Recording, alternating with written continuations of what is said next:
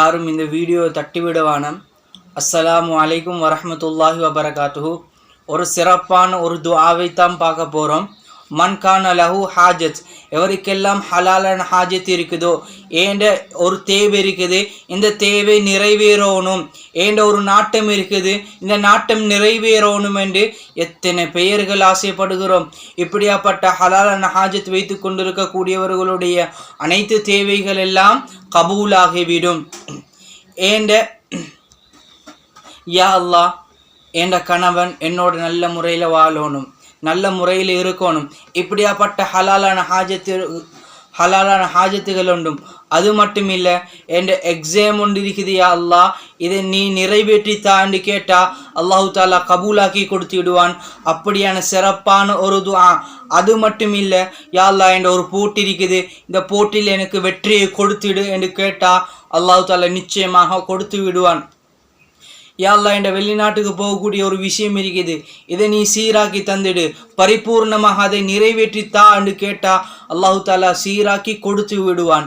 எங்கள்கிட்ட என்னென்ன ஹலாலான ஹாஜத் இருக்குதோ, நீண்ட நாள் கேட்டு வந்த தேவைகளாக இருக்கலாம், இந்த துஆவை ஓதி உங்களோட பிரார்த்தனை கேளுங்க, நிச்சயமாக அல்லாஹ் கபூலாக்கி கொடுத்துடுவான். சரி, இந்த துஆ என்ன? இந்த துஆவை ஓதுவதற்கான சில சந்தர்ப்பங்கள் இருக்குது, நிபந்தனைகள் இருக்குது. இந்த விஷயங்களை கடைபிடிச்சு தான் இந்த துஆவை ஓதணும். இந்த விஷயங்கள் எல்லாம் கட்டாயம் நான் சொல்லுறேன்.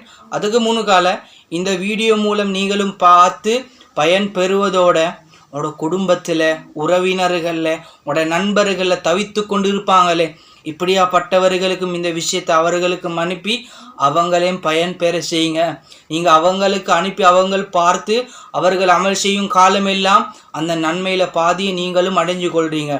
எப்படி ஓதணுமெண்டா, புதன், வியாழன், வெள்ளி நோன்பு நோற்று வெள்ளிக்கிழமை அன்று குளிச்சு சுத்தமாகி மனம் பூசி ஒரு இடத்திலே அமர்ந்து இந்த துஆவை ஓதணும்.